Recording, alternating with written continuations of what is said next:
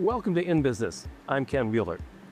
Tonight, we're going to talk about the future and the past, and something that's very important that's going to happen in St. Paul during the upcoming legislative session.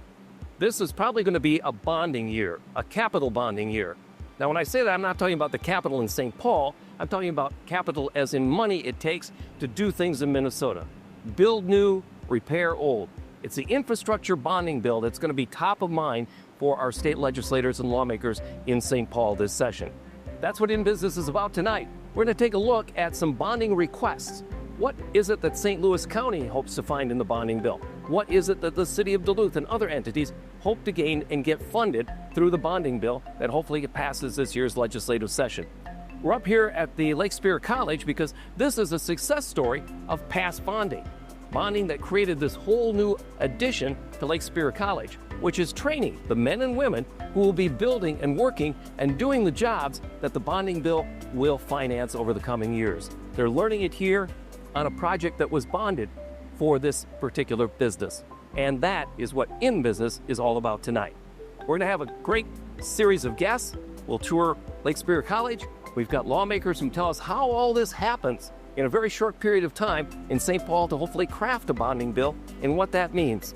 And then because we're starting at Lake Superior College, we're going to end up where all the vocational technical began here in the city of Duluth right after World War II. It's an amazing story, and you're going to meet a very interesting Civil War hero that played a small role in the future we enjoy today. It's coming up next, and join us for In Business.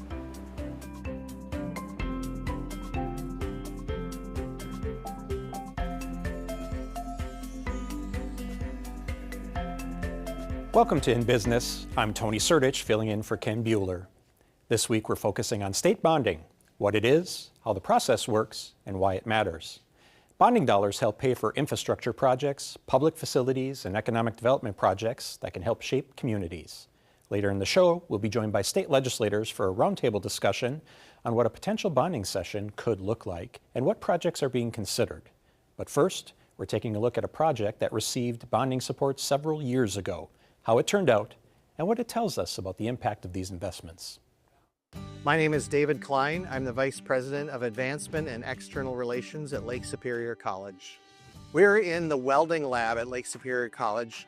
The collection of our welding lab and our CNC toolmaking and our computer-aided design is collectively known as our Integrated Manufacturing Center. It's a combination of a bonding bill that we received a few years ago for $8.3 million, plus reserve funds that the college had been planning for a number of years to remodel and expand the campus to bring back our manufacturing. We fortunately are part of the Minnesota state system, and so we were able to leverage the expertise of our government relations officials, our chancellor, the board of trustees, to move this project up the list for Minnesota State. It was very important that we continue to have advanced manufacturing, our welding and our computer-aided design and the CNC programs remain in the Twin Ports area. We were at risk of not having a home, and we would have had to have that long pause until we could find a new home or find those dollars to add on. So what Lake Superior College received for the bonding was the ability to remodel a section of our old existing T building, which we believe stands for trades, and then add on some precast concrete walls to build out a large welding space, which we're in right now, with natural light and plenty of space for individual welding and for group welding. And then also our CNC toolmaking program, which needs lots of space for their big machines, their manual machines, plus their computer machines. We also got a couple extra classrooms out of the deal, and a robotics lab and a prototyping lab. So this is the new welding lab, and it's part of a new building addition. And we had the precast concrete walls, and we got windows up here that lead to the CAD lab. So the CAD students get to see all the action. And then different booths for group welding. And then behind me are individual welding booths. So students get a chance to do welding here on their own with their own welding equipment. A cutting machine so they can cut the metal to spec, and they can do some other different kinds of welding. So both TIG and MIG welding is done here. So here's our CNC lab, and we have our example products of what our students work on here. So here's some injection molding products they're doing, making some fishing lures that fit in here, and they'll learn how that injection process works. And here they've made some bottle openers, so that's kind of cool. And they'll learn how to take a raw piece of metal like this, turn it into something beautiful like this. The students love this new space because they're working part-time often in the real world to get with their jobs and learning that way as well. And they're using modern equipment, and so they want to learn on modern equipment. So they're enjoying having the new equipment, but also learning those core principles on some pieces of equipment that don't change. Well, thanks to the taxpayers who really fund our school, in addition to tuition dollars and the bonding bill that comes from the state of Minnesota, we're able to boost the local economy, the manufacturing sector. We have a strong manufacturing sector here with Sears, Moline, Altec, other big companies, and lots of smaller shops that are doing important things under the radar, a lot of business to business manufacturing. And with that interruption, if we were unable to continue our programs, we would have really seen the problem of the smooth flow of jobs here in this area really take a hit. So we're grateful to the taxpayers, to the legislators for making this possible on such a fast turnaround. We just took a look at how Lake Superior College used their bonding funds. And now let's look at some future projects that could benefit from similar investments. My name is Keith Nelson. I've been a St. Louis County Commissioner for the past 24 years. I'm also the chair of the St. Louis County Solid Waste Committee.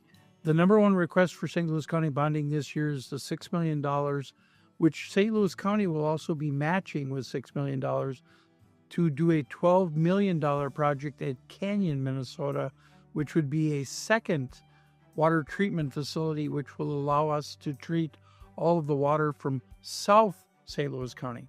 Our plant in Virginia will allow all of the water from northern St. Louis County to be treated, but we want to be able to treat the water from southern St. Louis County as well. So that $12 million will put us in a position to be able to have a second plant up and running within 2 years. So it's a very aggressive plan that I'm certain that the area legislators, all of them are backing it, and this needs to be a priority because it not only covers St. Louis County, but this also covers Lake County, Cook County, Cooch County, and Carleton County. This is truly a tremendous regional push to get this done. We did identify a problem that quite frankly, has been manifesting itself within Lake Superior. And the problem, of course, is PFAS and the fact that it's now contaminated the fish population, and there are advisories out on it as a result of it. A lot of people are talking about PFAS these days. St. Louis County is doing something about it. And I think that's the most important part. We're actually going to have a reverse osmosis water treatment facility up and running this summer that will be cleaning all of the wastewater coming out of landfills in St. Louis County. The chemical is used in literally everything. So it's been around for quite a few years, but one of the best examples I've heard used is clothing, non-iron clothing. PFAS is what makes it so that it is something you just shake it and hang it on a hanger. But the problem is PFAS is a forever chemical. And as a forever chemical, it manifests itself and stays within the system for as long as it has no half-life. It just keeps building and building and building, which is what's been happening in Lake Superior. There is PFAS in almost all wastewater, and because of that, the only way to really cure it is to go through that reverse osmosis and purify the water.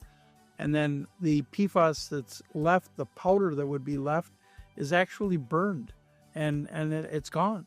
So you can destroy it, but it takes a process to do it.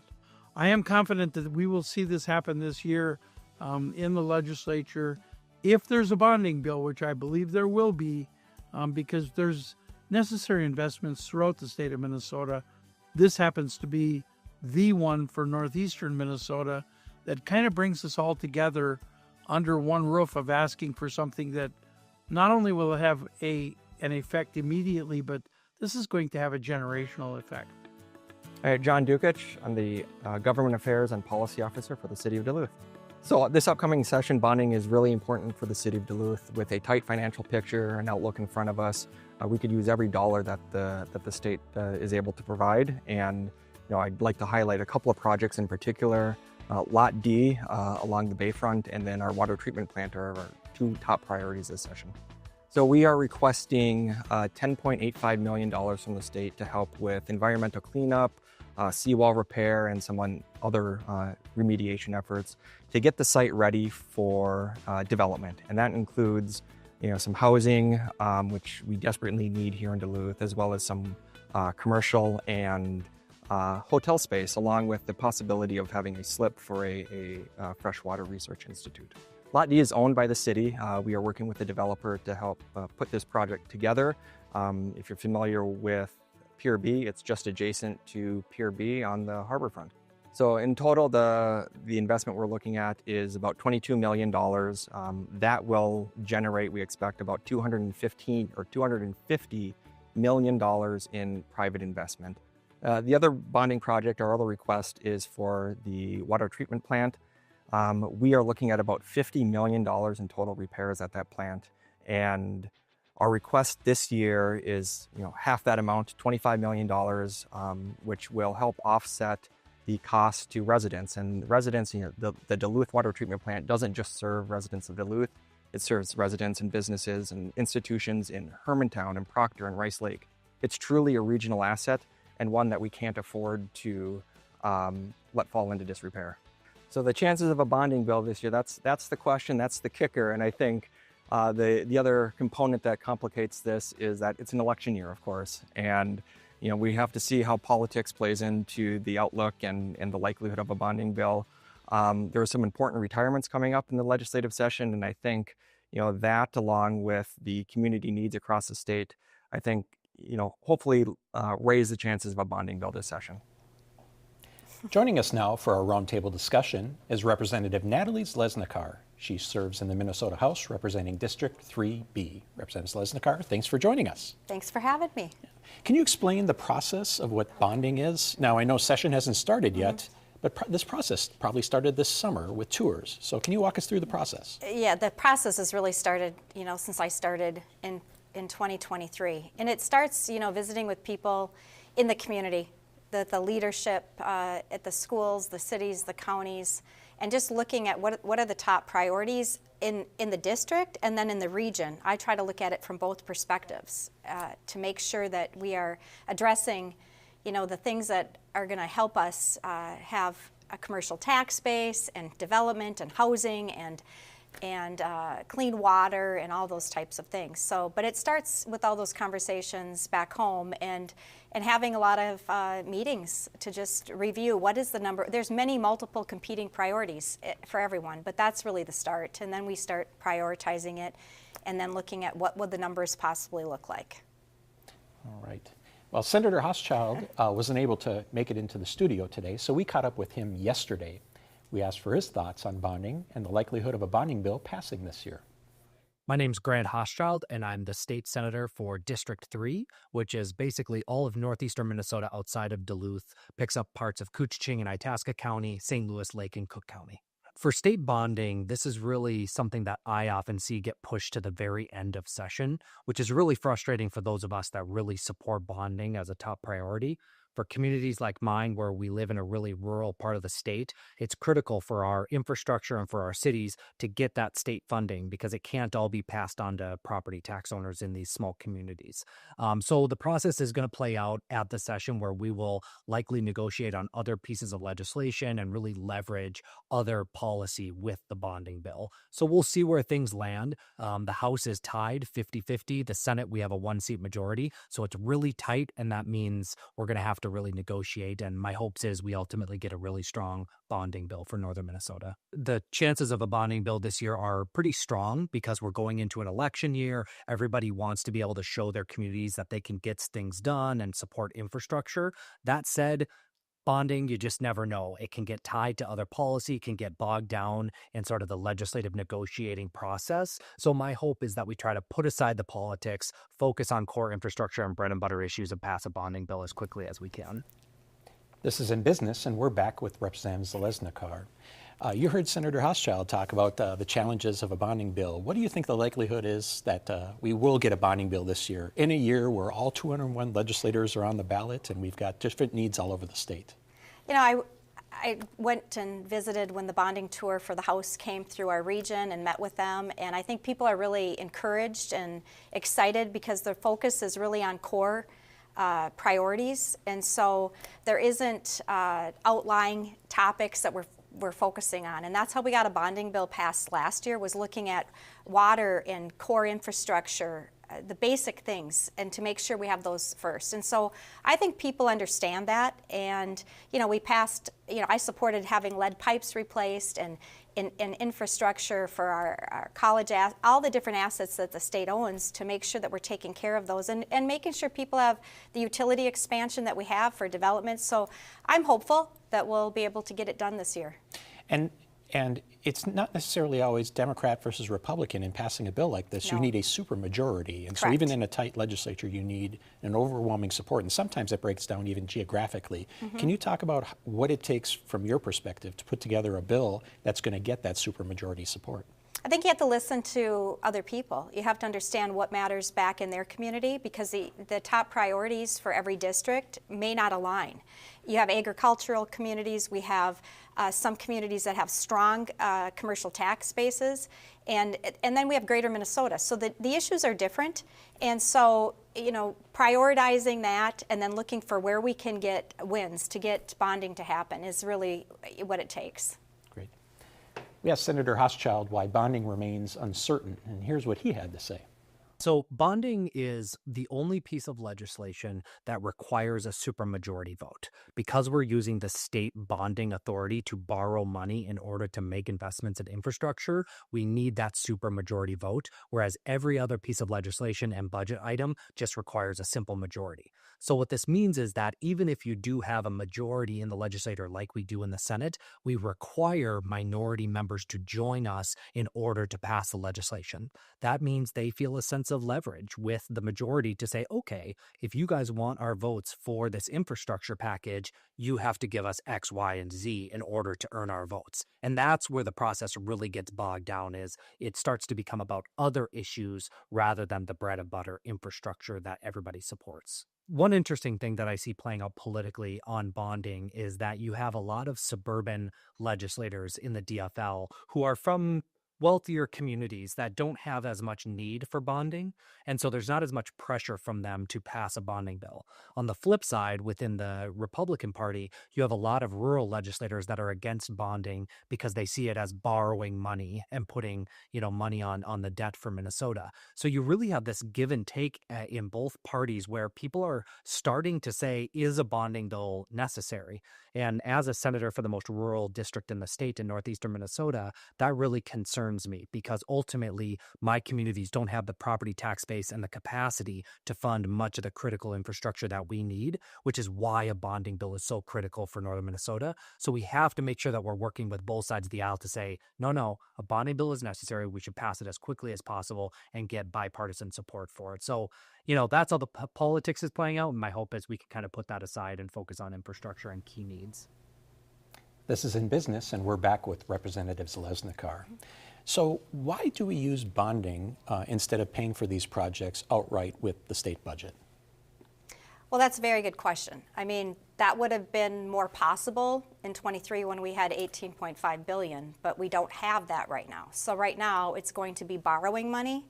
And so, you know, we don't have the cash on reserve that we had. So I think that's going to be the issue to what Senator Hochschild said for some people who feel like what kind of debt load can we have in Minnesota? That's going to be an issue that we're going to have conversations about.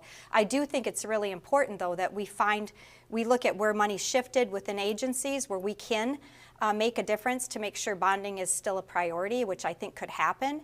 And that is to make sure that we're not having these costs go to the property tax owner, which is a big concern back home, is that these issues are here.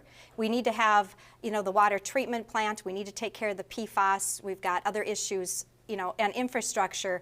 And so if we don't address it, it's going to fall on property tax owners. So I think we have to move money from making sure we're intentional and taking care of our core services and making choices right now. We also asked Senator Hochschild which bonding projects he's most excited about. Here's what he had to say. Yeah, I mean, all sorts of projects. We have utility and, housing development in Proctor. We have wastewater in Duluth, Hermantown, Rice Lake area. We have anything from community centers to arenas to roads and trails. There's all sorts of projects that different communities are looking for. And, I think it's really important that regardless of your zip code, regardless of how big your community is, that you get a quality of life that really helps support your communities. And ultimately, I think we should support those communities being able to get state investments for those ideas. This is In Business, and we're back with Representative Zalesnikar.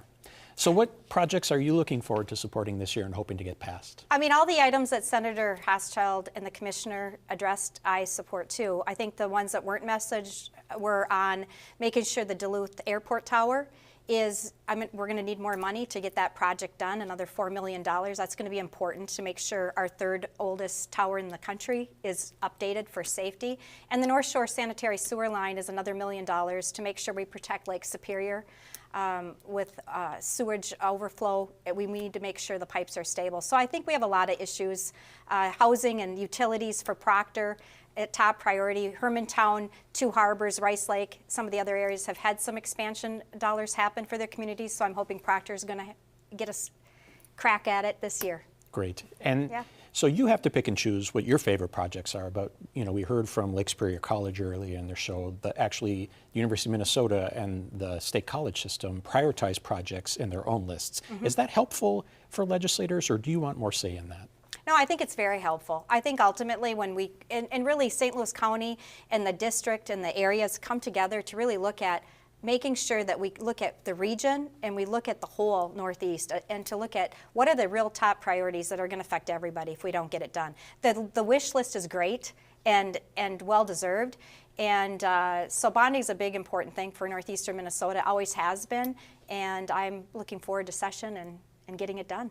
Okay, in the remaining seconds that we have, what is the likelihood you think that a bonding bill will pass this year? Because you don't have to pass one legally, but what do you think the chances are? I think if we prioritize the core services that matter and we look at making sure that we're protecting water and the types of things we did last year, we have a really good shot of it. We're going to have to move money from other areas and make really tough decisions, but I think there's money there. We grew government by 40%, so we can find money other places to make bonding happen, and that's the position I would take. Representative Zalesnikar, thank you for being a part of this conversation, and we thank Senator Hochschild as well. And now our final story. We're looking back at the first vocational training school in Duluth that was started after World War II, created to train the workers who build the very projects that are funded through state bonding. We started out this evening's In Business up at Lake Superior College, talking about an expansion of the school made possible by bonding through the state legislature and the taxpayers of Minnesota, and how that expanded their technical offerings to people getting into the trades. Lake Superior College actually started right here. This is the C.C. Salter School on London Road in Duluth. It was built in 1902. Now, after World War II, all the GIs were coming back looking for careers and jobs. Hence, they started technical education, vocational technical education. And one of the first places in Duluth to do that was here at the C.C. Salter School. In 1950, it became the Vocational Technical School before moving up to its current campus in the 1960s. But the question is, who is C.C. Salter? Charles C. Salter was born in 1832 in New Haven, Connecticut.